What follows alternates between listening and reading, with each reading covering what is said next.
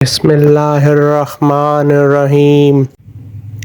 آپ صلی اللہ علیہ وسلم پر وحی کا ابتدائی دور اچھے سچے پاکیزہ خوابوں سے شروع ہوا۔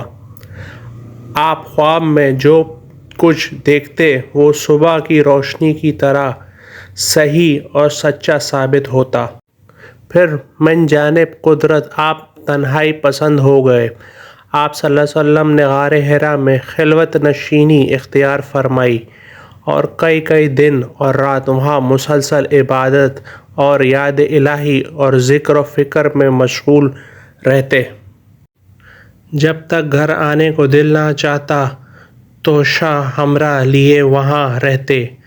توشہ ختم ہونے پر ہی اہلیہ محترمہ حضرت خدیجہ رضی اللہ تعالی عنہا کے پاس تشریف لاتے اور کچھ توشہ ہمراہ لے کر پھر وہاں جا کر خلوت گزین ہو جاتے۔ یہی طریقہ جاری رہا یہاں تک کہ آپ پر حق منکشف ہو گیا اور آپ غار حرا ہی میں قیام پذیر تھے کہ اچانک حضرت جبرائیل علیہ السلام آپ کے پاس حاضر ہوئے اور کہنے لگے کہ اے محمد پڑھو۔ آپ فرماتے ہیں کہ میں نے کہا میں پڑھنا نہیں جانتا۔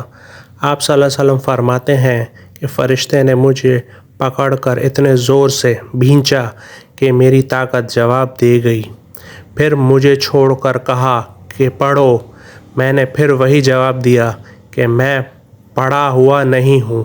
اس فرشتے نے مجھ کو نہایت ہی زور سے بھینچا کہ مجھ کو سخت تکلیف محسوس ہوئی۔ پھر اس نے کہا پڑھو۔ میں نے کہا کہ میں پڑھا ہوا نہیں ہوں۔ فرشتے نے تیسری بار مجھ کو پکڑا اور تیسری مرتبہ پھر مجھ کو بھینچا، پھر مجھے چھوڑ دیا اور کہنے لگا کہ پڑھو اپنے رب کے نام کی مدد سے جس نے پیدا کیا اور انسان کو خون کی پھٹکی سے بنایا۔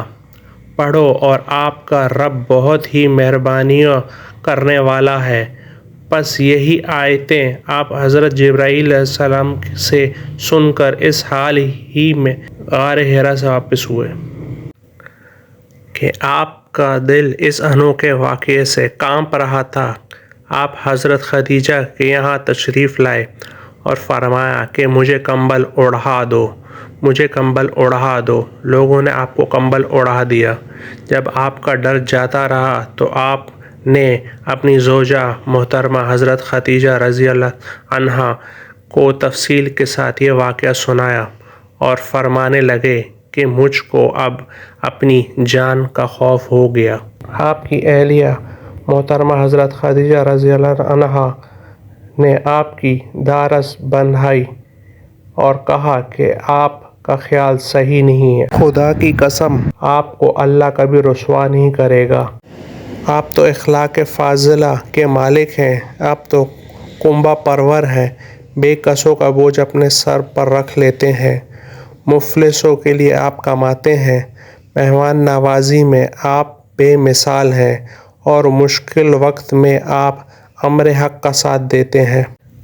ایسے اوصاف حسنہ والا انسان یوں ہی بے وقت ذلت اور خواری کی موت نہیں پا سکتا۔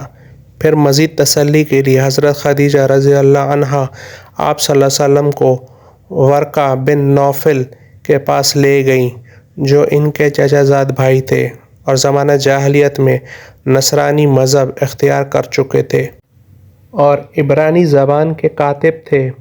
چنانچہ انجیل کو بھی حسب منشاء خداوندی عبرانی زبان میں لکھا کرتے تھے۔ انجیل سریانی زبان میں نازل ہوئی تھی، پھر اس کا ترجمہ عبرانی زبان میں ہوا۔ ورقہ اس کو لکھتے تھے وہ بہت بوڑھے ہو گئے تھے، یہاں تک کہ ان کی بینائی بھی رخصت ہو چکی تھی۔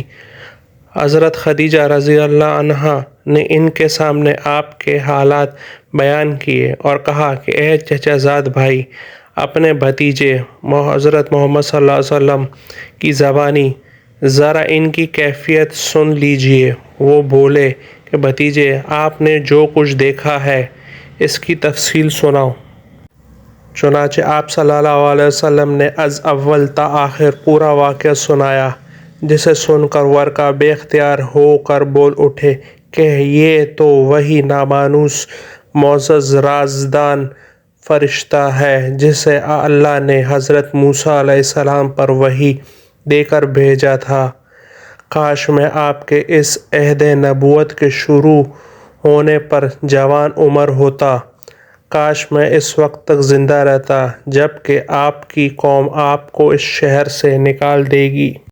رسول کریم صلی اللہ علیہ وسلم نے یہ سن کر تعجب سے پوچھا کہ کیا وہ لوگ مجھ کو نکال دیں گے، حالانکہ میں تو ان میں سے صادق اور امین اور مقبول ہوں؟ ورقہ بولا، ہاں یہ سب کچھ سچ ہے، مگر جو شخص بھی آپ کی طرح امر حق لے کر آیا لوگ اس کے دشمن ہی ہو گئے۔ اگر مجھے آپ کی نبوت کا وہ زمانہ مل جائے تو میں آپ کی پوری مدد کروں گا۔ مگر ورقہ کچھ دنوں بعد انتقال کر گئے، پھر کچھ عرصے تک وحی کی آمد موقوف رہی۔